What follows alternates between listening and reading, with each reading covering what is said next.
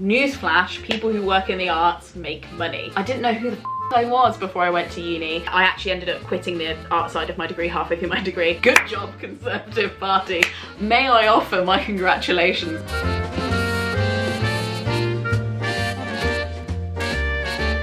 Hello and welcome back to my channel. If you haven't been here before, my name's Lena and I often talk about what I learned in my 20s, and I also take agony aunt questions where you ask me questions that you're worried about. Usually I make videos covering a lot of them because some questions inspire a one sentence answer from me, some questions inspire a paragraph, but today I was asked a question that inspired 4 pages of A4 of word vomit. So that's where we're at. Maybe we should call this mini-series Word Vomit with Lena. But somebody asked me the question, do you think liberal arts degrees are worth the time and cost? And because I saw the UCAS deadline was coming up, I thought, let's answer this now, because there's no time like the present, and if I can't form a whole video on an essay on this, at least I can spew my thoughts at you like we were at a pub and you're asking my opinion. Now in the UK we don't really use the term liberal arts that much, but like from some Googling I'm assuming that this person is referring to BA courses and BFA courses, so like Bachelor of the Arts, Bachelor of Fine Arts. But the question here, I think, even if you're not applying for university right now, is a little bit more universal. The question underneath this question is it worth training for something that doesn't earn you lots of money? Notoriously, arts degrees,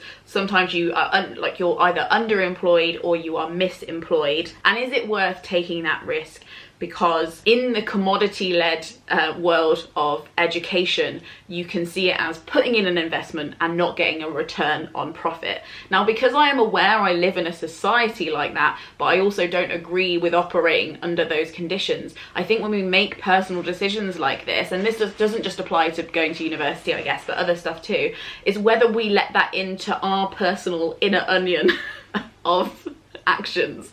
Like, is every bit of money I pay out, do I expect that money to come back to me with a profit, with a growth margin that you can write down on a piece of paper and isn't like more intangible but definitely still there? What in your life have you been encouraged to see as a financial proposition that wasn't originally intended for that? Like meeting up with old lecturers of mine and talking to people in the higher education sector, I know there's a certain frustration there between the kind of meshing of misunderstanding and the meshing of structure of academia being something you can sell and the promise of being able to be employable after working in something that is fundamentally academic, something that isn't supposed to be turning a profit or technically preparing you for the workplace. And its core, like the origins of that, really what you're training for when you go for a degree is that you're training to become better in a discipline or a field and either become the professor or at least know stuff about that academic level of research, whether that is funded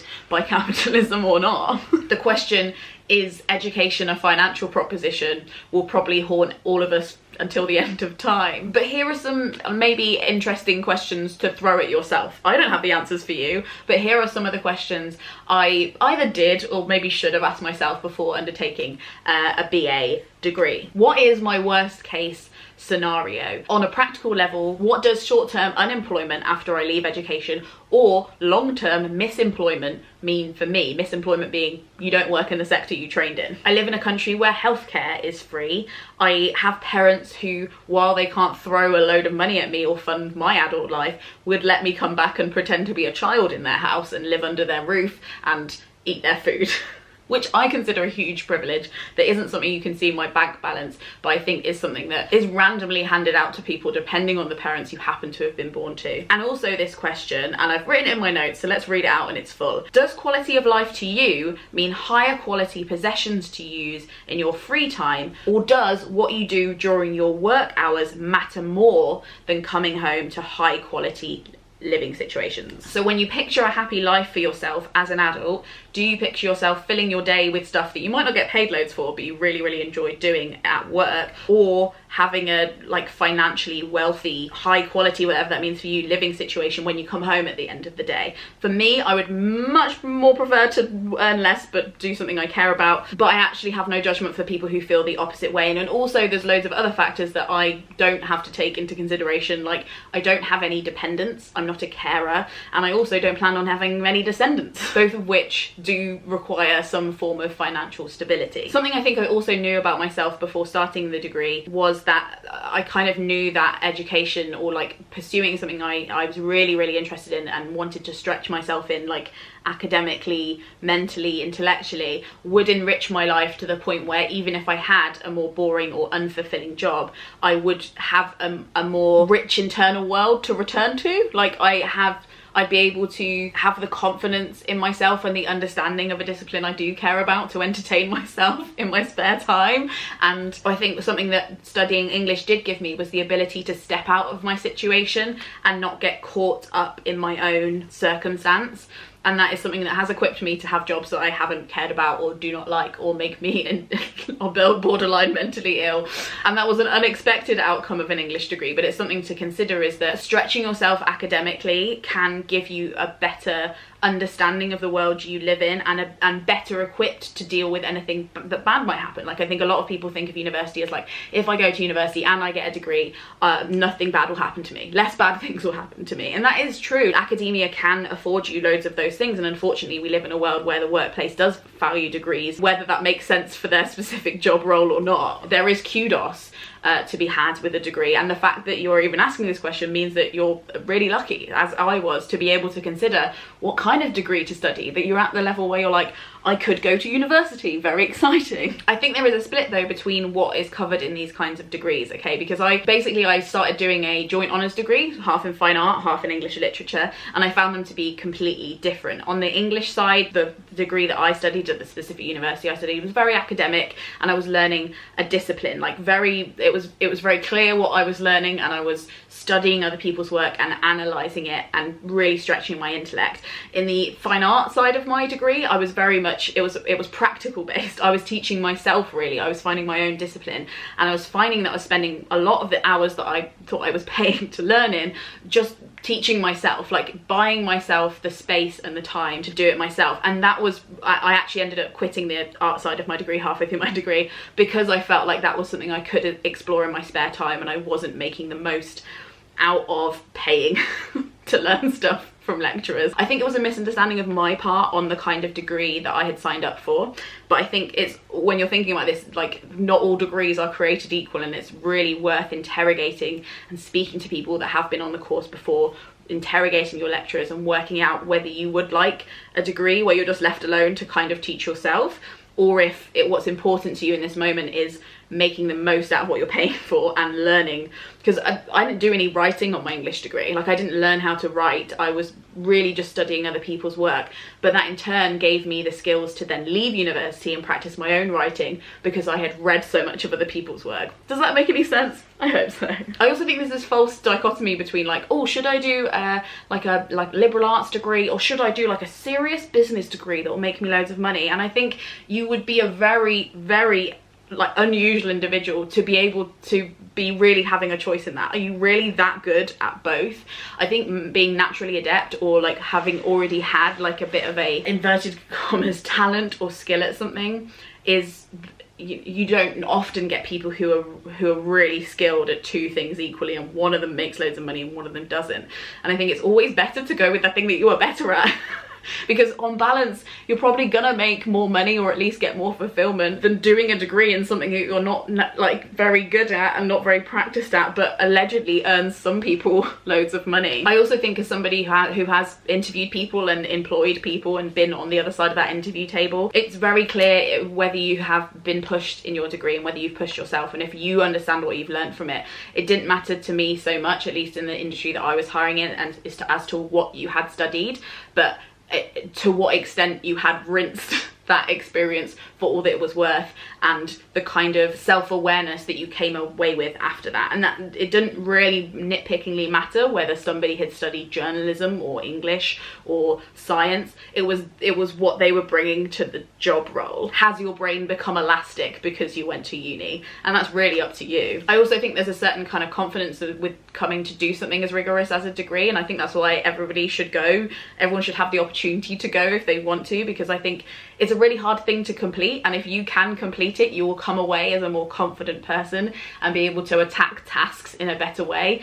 So in some way, I think maybe like what you study isn't always as important as some people make it out to be. It's what kind of student you become when you're there. I also think this is false equivalence with thinking about a liberal arts degree as completely impractical.